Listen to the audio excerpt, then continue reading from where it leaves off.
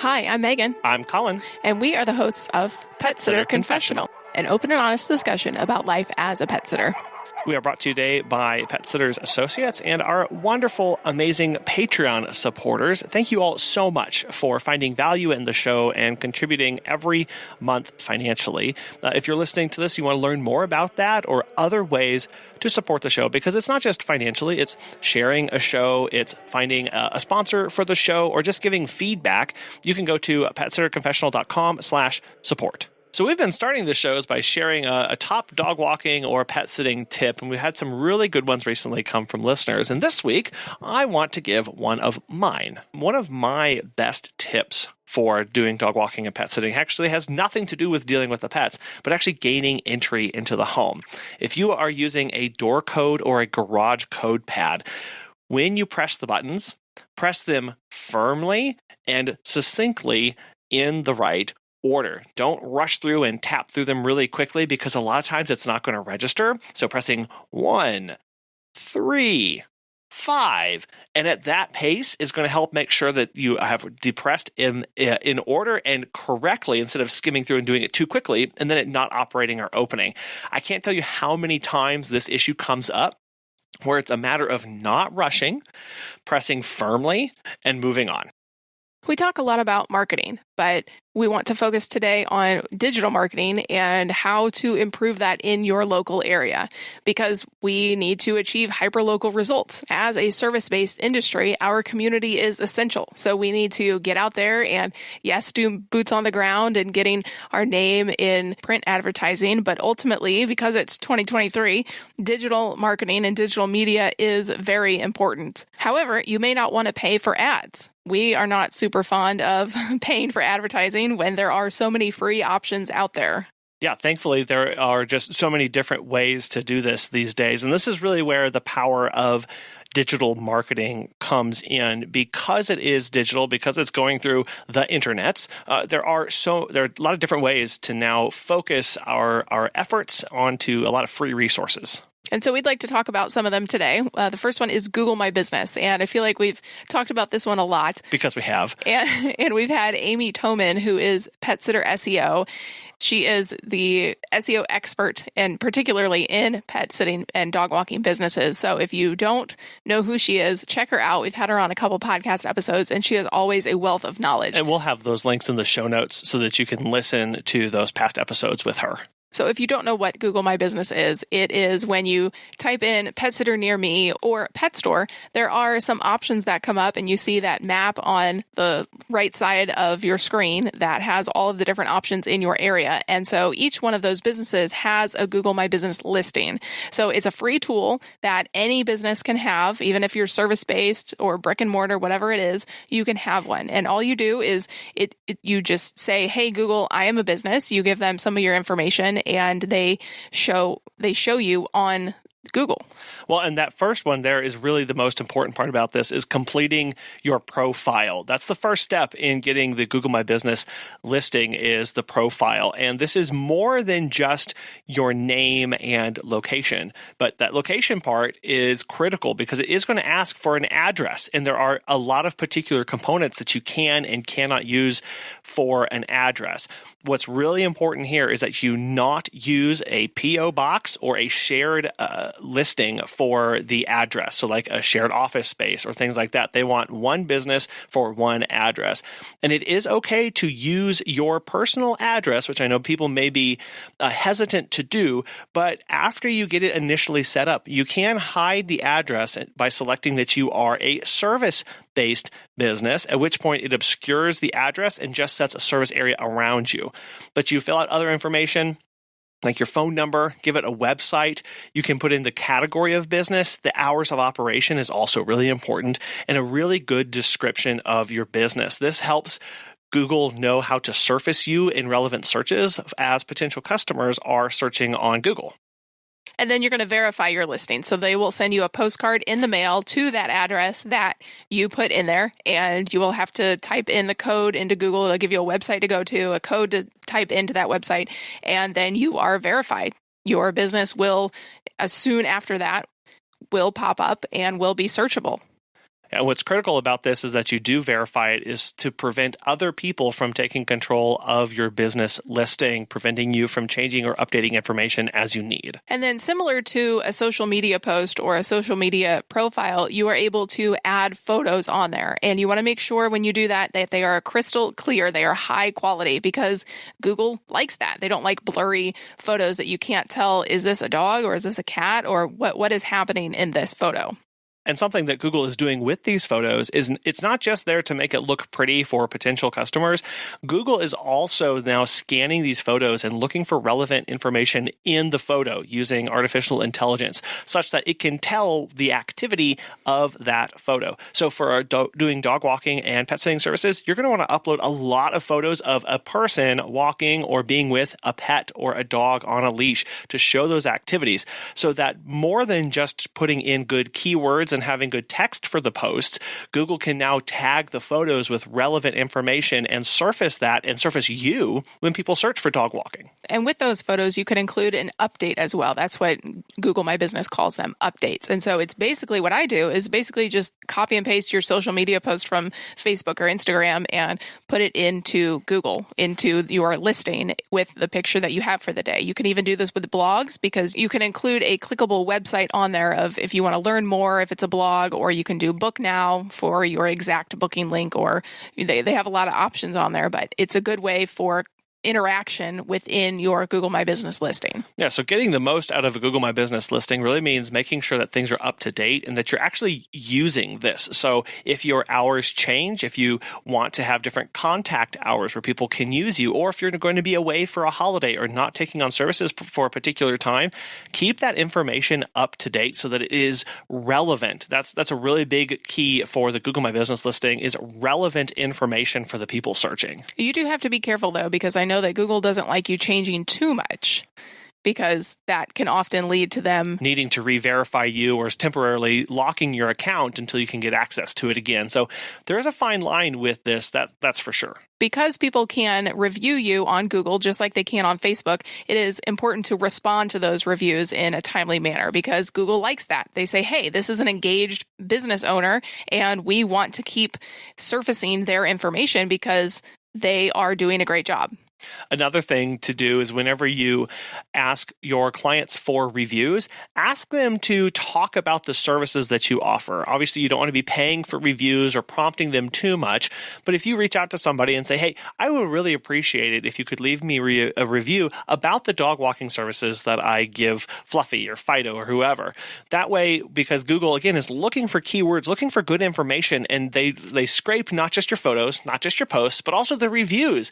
So if your reviews talk a lot about dog walks or cats or particular types of breeds or fish, it will surface that when people search for fish care or a particular care for a breed.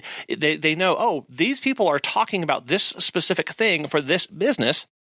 I will give their information to this person searching. And then the last thing about these listings is you want to analyze what insights they are giving you. So every month or so, Google will send you an email with a report about how many interactions you've had this month compared to last month. Is it up? Is it down? Are people looking more at your photos? Are you having more calls come to you, more messages, whatever it is?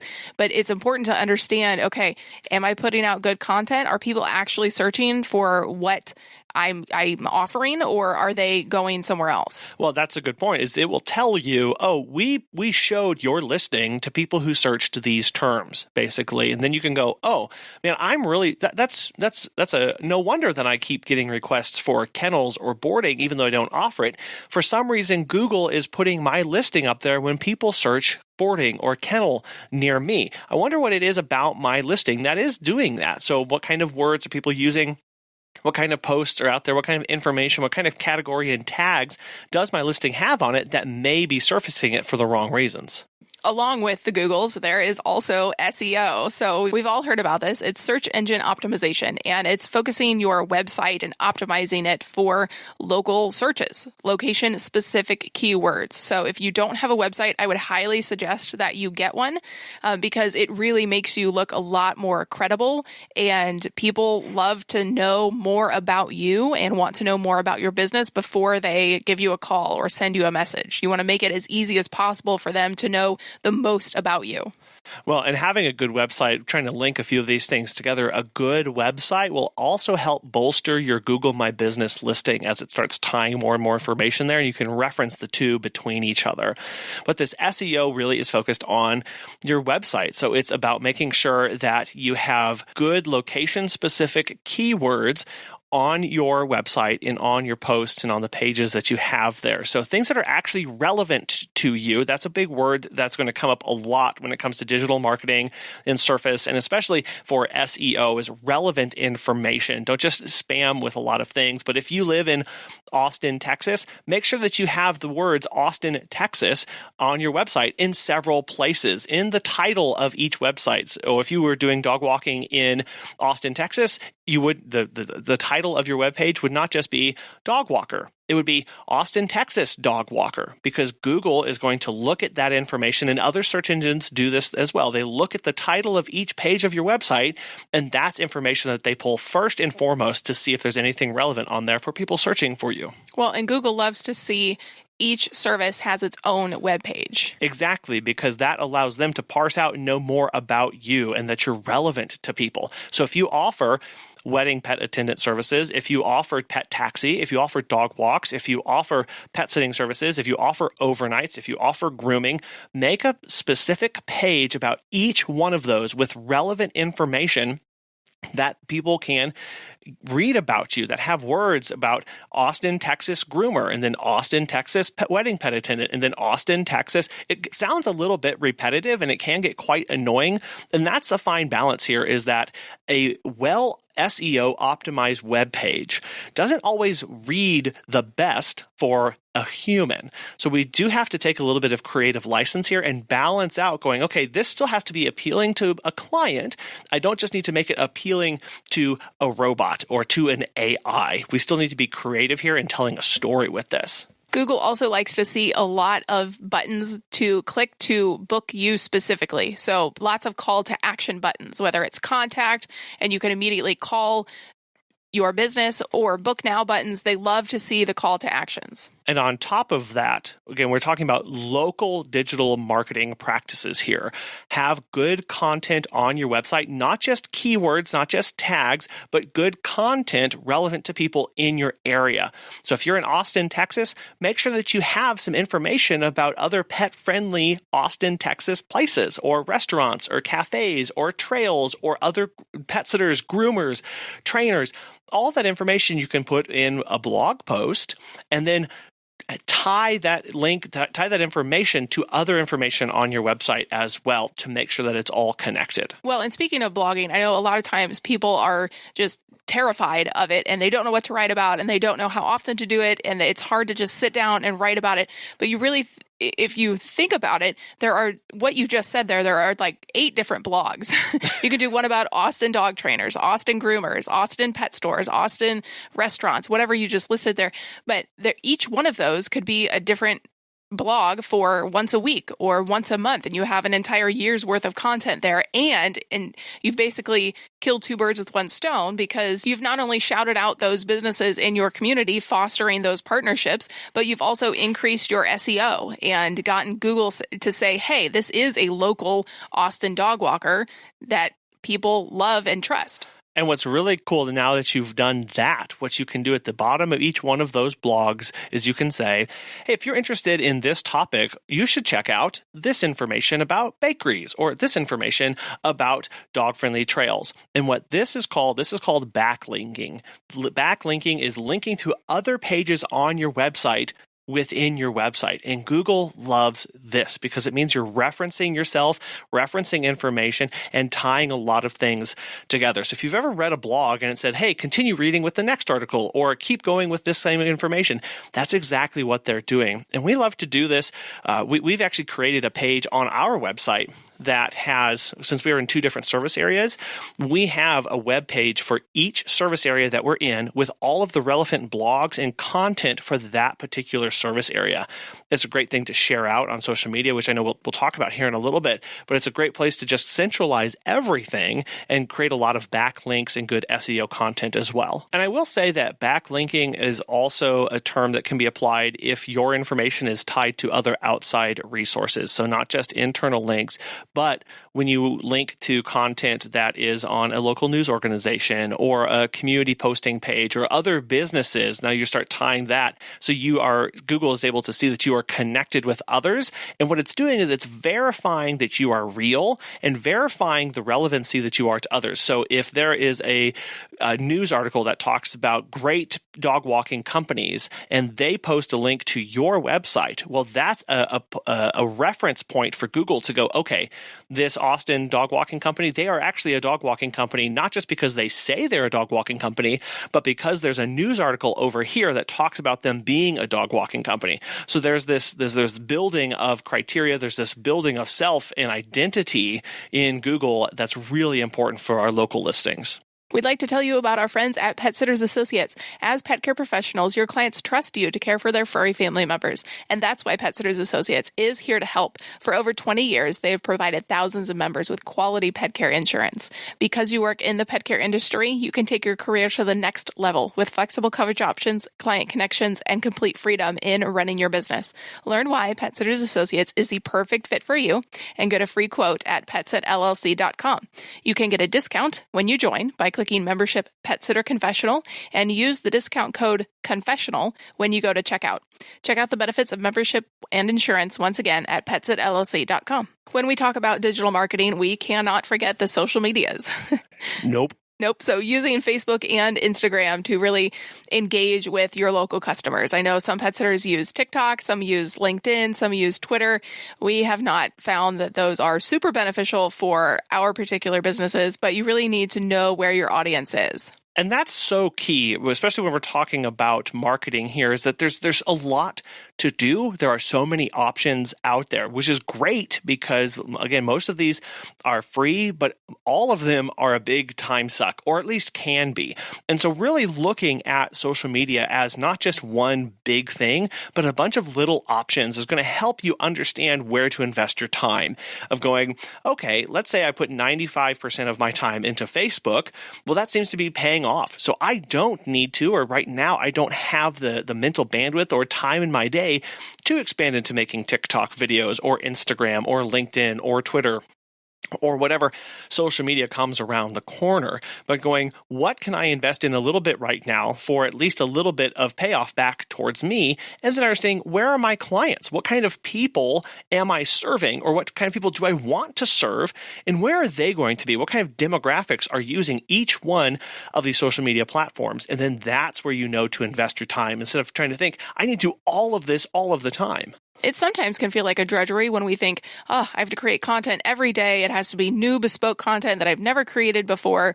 And I need to do this because I have to interact and engage with my clients and my potential clients on there, and I have to get my name out there. And it can feel really daunting. But know that you don't have to do it every day. I mean, let's take the pressure off of us. Let's take the weight off of us of that is not necessary. You do not have to do it every day. You do need to have a presence on there and be somewhat consistent with it, because it is true, the more that you post out there and the more that you have high quality, good, shareable, engaging, educational content, the more people are going to know about you and the more that the algorithm is going to push you to the top. Well, that's an important distinction here. Previously, up until this point, we've been talking about search engine optimization and Google My Business listing, which is a broader internet. But now we're talking about social media posts, which are all siloed from one another. Of your content on Facebook is going to stay on Facebook, and the content that you post on Instagram is going to stay on Instagram. And now we are trying to understand and learn the algorithms for each one of those social medias, which is different than Google or Google My Business and SEO. So it is a different ballgame at that point. But yes, the more predictably I post, the more reliably, the more consistently I post, that's going to help feed the algorithm to let them know that I'm still active, I'm still here, and to surface your content to the people who are interacting with it. Well, I will say one thing about what you just said is Instagram stories can be shared over to Facebook stories automatically. But yes, different audience for a different platform. The Facebook and Instagram stories are great for going behind the scenes and showing more of the day-to-day stuff, a day in the life of a dog walker, day in the life of a pet sitter, how you feed or how you pill a cat or how you give medication or you driving to a client. These things that clients and potential clients don't often think about that we do. They just think, oh, we just go and throw some treats on the ground or put a leash on a dog and go for a walk. Like there are these aspects to our job that people don't really understand until we show them this is what we do.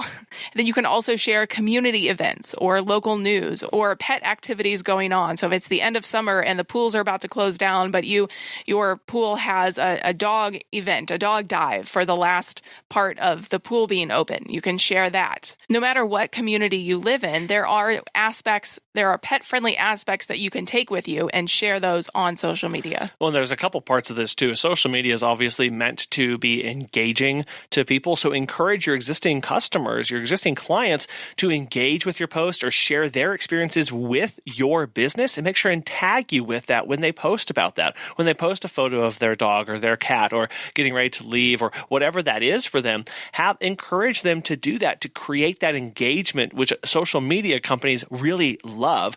And then this is talking about having a Facebook page for your business. And since engagement is so important, don't forget about being involved, active, and posting in local community groups on Facebook, where there are eyes, ears, and attention being devoted to local resources or local questions that people are going to have. Again, that's the whole point of this, local. So if there's a local dog moms and dog dads group, or there's a local help group, or a local question group, or a local welcome to the area group, be involved in that, not just with your personal page, but with your business page and your business profile as well. Yeah, always include a call to action on your posts, whether it's an Instagram, click the link in my bio, or, go to this website. Links aren't clickable on Instagram, but, you can say, you can go to this website or just click the link in my bio for more information.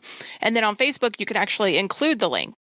If it's a funny meme or a picture, say, caption this. What do you think this pet said in this moment? Or show us your pet in their craziest costume or doing their dance move or whatever it is. But again, drawing that engagement out of people is good for the algorithm. We've talked about Google My Business. We've talked about having good local SEO for your website and having a solid social media presence. There is one last digital marketing technique that we wanted to talk about, and it's one that I feel like gets a lot of bad rap sometimes because people think email is dead. We do not agree with that. So yeah, email marketing to your clients or potential clients. Basically, you do have to build an email list, but email marketing is a great way it's shown to be highly effective to engage with your customers because they're local, and it's a great way to promote your business. But it all starts with building that quality email list. Yeah, for the podcast, we have a Sitter Confessionals Facebook group, and we say, hey, if you want to be included, in order to join the group, we say, hey, if you want to be included on the email list, you can give us your email here. And then we also have a sign up on our website as well. People can go and sign up there. And for our personal pet business, we have the same, where on our website, there is a pop-up that you can include your email in there. We also put all of our clients on our email list. We gather their email when they sign up with us, when they onboard with us. And so we just input all of their emails into our weekly email list. And what's important in this process is that you make it really easy and have a lead magnet. So what that is it's something that your clients are going to want, or a potential client is going to want, but you keep it behind, instead of a paywall, you keep it behind an email wall. Well, where they give you their email, and in return, you give them a link to download something. So for our personal pet business, our lead magnet is a pet photography guide, and it's just a few tips that we have put together on a PDF. A little pop-up comes up on our website. People enter their email. And another part about making this really easy is that if you have a website, you can actually use the Google CAPTCHA, where instead of having to enter or confirm an email that's sent to them and then you get it and go back and forth, that CAPTCHA that comes up and it says, hey, identify the bicycle, or identify the bird, or identify the crosswalk. You can actually have that installed on your website. So they do that. Then it goes directly to the download page, and they can click download to get to the thing that you have for them. And then you have that email that now you can do things with. We talked all about these in episode 334. Now, to get the most out of your email list, a power move that you can do is you can actually break your list into smaller subsections. You can break out the groups based on interests or location or history with you. So you can break down your list into groups of people who have only ever booked dog walks for you, or people who've only ever booked pet sitting services or grooming services or other things from you. And now you can target specific information to those groups of people. Obviously, have one big list that goes out to everybody, and that's great for announcing things about the business entirely, or bookings or cancellations or openings or things that people need to remember as far as changing policies and procedures. But with these smaller lists, you can target them with information and actually upsell them on other things that they might not know about your company because they haven't used those services before. With anything, you need to provide the ultimate level of value and content. So don't make this just all about you. Pull in your blogs, pull in those community resources into your email list, pull in pet care tips and tricks, pull in anything pet related that maybe it's an interesting article that you found in the news this week. Pull that in and use it to educate your pet parents. And one way about providing valuable content is to make sure that your emails are personal. Depending on what email provider that you go with for sending emails, they have different tools for this. We use the email services that come with our website, which is done by Squarespace. But in there, when people sign up, they can enter their name and then their email address.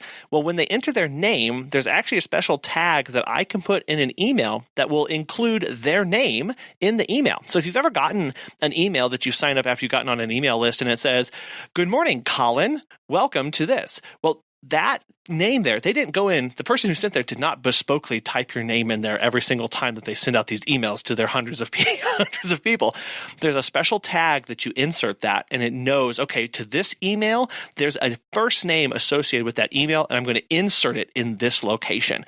And it's a great way to make it more familiar and more personal, and people are actually more likely to engage, open, and interact with those kind of emails. We didn't talk about this with social media, but I do want to circle back to this real quick, is when there are posts that do really, really well for you. Maybe there's people walking dogs or faces or just a celebration post that you did one time for some incredible, awesome thing.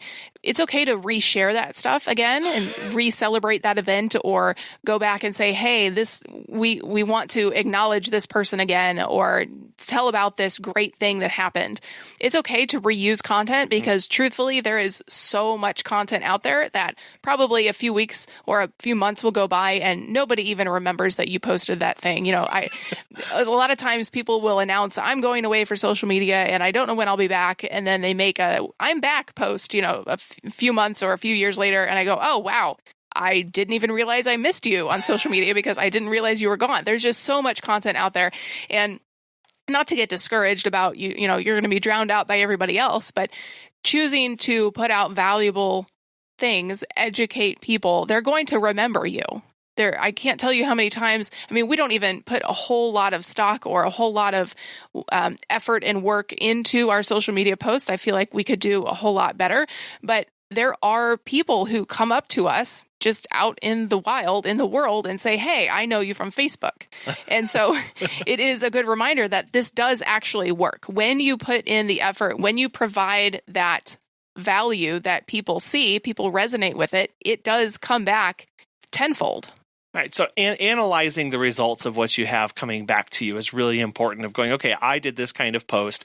Now I got this kind of response. Same thing with your emails. Okay, I sent this kind of information, and this is the kind of open rate that I got. As far as open rates go on emails, you're looking at, what do they say, like 10, 15% is really good.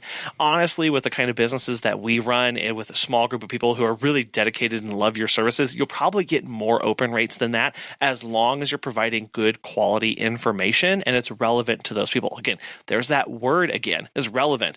And part of that is making sure that you are making things usable and friendly to people, that your emails look good, not just on a big desktop, but also on mobile. So it's mobile optimized. Same thing for your website, same thing for your social media posts. Keeping that in mind of going, okay, people are going to view this on a little tiny screen at arm's length from them. Does it still look good there? Is it readable? Do they get all the information that they need from it?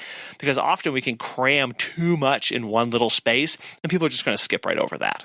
I think it's very important to tie this all together. I think it's important to know your limits with all of this because it can very easily skew to, I challenge. No, there's nothing wrong with challenges, but you can challenge yourself to do one social media post a day, but then you get to week 3 and you're like, oh my gosh, this is a drudgery. I do not want to do this anymore. Why am I doing this? I hate doing this.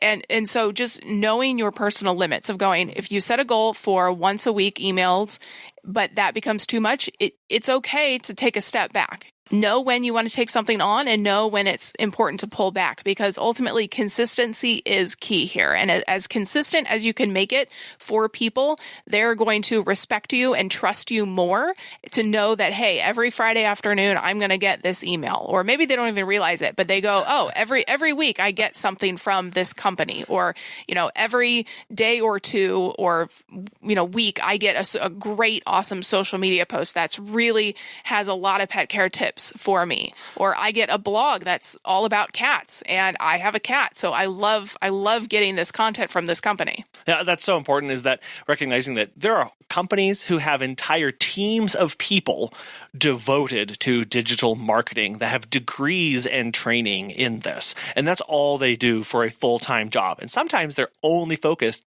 on social media.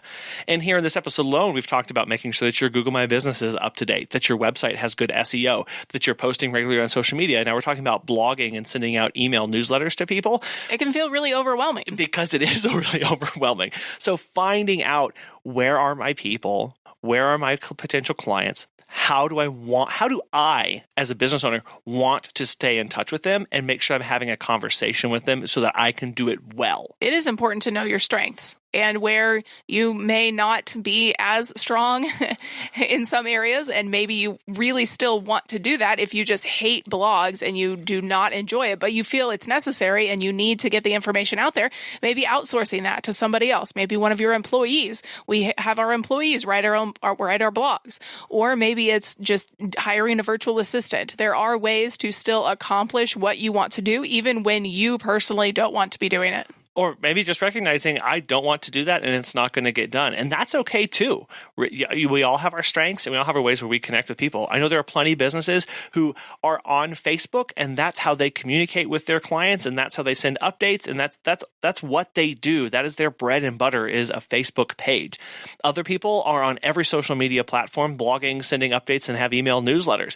There's no right or wrong way to doing this. It's what's going to work best for you and your business, and making sure that you are still serving your clients well. We don't want to go all in on social media and let the pet care slide, or not be as responsive to our client needs or updating or our trainings as well. There is a very holistic approach to this. But these 4 alone, again, there are a lot of a lot of other options that we can go on, but we focused on these because they are approachable, they are doable, and they are not something that you have to invest a ton of time in every single day or pay for them. It's a work at your own pace and do at your own ability. And that's what's so wonderful about these. If you have found ways that digital marketing is awesome and works for you, you can let us know at feedback@petsitterconfessional.com. And we really would love to share your feedback on the shows. So if you send in feedback, send in your tips, send in your things, we want to be able to read these out and share them with other people on future episodes as well. Because you have awesome things to say. You do. We want to thank our sponsor, Pet Sitters Associates, and our lovely Patreon members for financially supporting today's show. And we thank you for listening, taking your most valuable asset and listening to this today. We hope that it was valuable to you, and we will hope that you join us next time. Thank you. Bye.